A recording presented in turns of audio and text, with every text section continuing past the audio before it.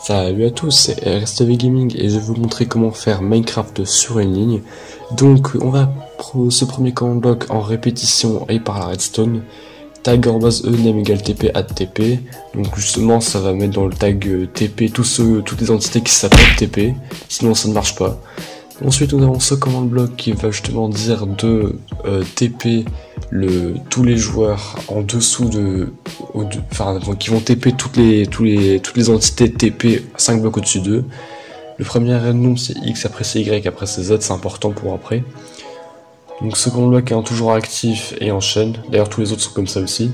Donc là on va vérifier si dans un rayon de 5,01 par rapport à l'armor stand il n'y a pas justement de joueurs, parce qu'en fait l'armor stand sera forcément à ces conditions là affichées, et donc du coup forcément s'il n'est pas présent on va le TP 5 blocs en dessous, donc ça va le faire théoriquement sur le sol du coup avec le nombre qu'on l'a mis juste avant, parce qu'on a dit que tout à l'heure l'armor stand est 5 blocs au-dessus du joueur, donc si on met 50 blocs en dessous c'est forcément le joueur.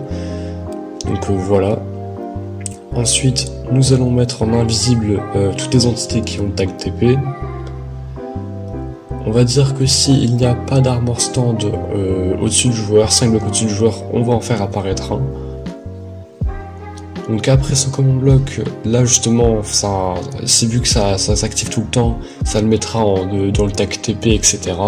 Après ça va passer dans celui-là, ça va passer dans le suivant, etc.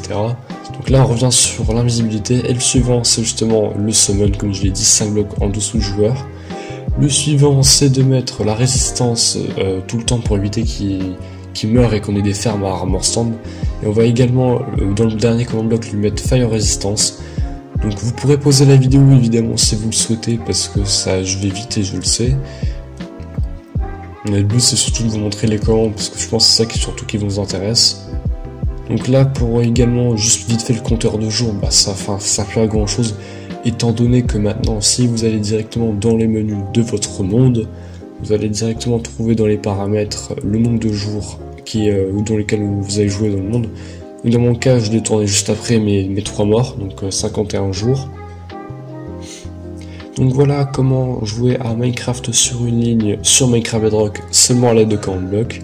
J'espère que cette vidéo vous aura plu et qu'elle vous aura aidé. N'hésitez pas à regarder la série qui est en description.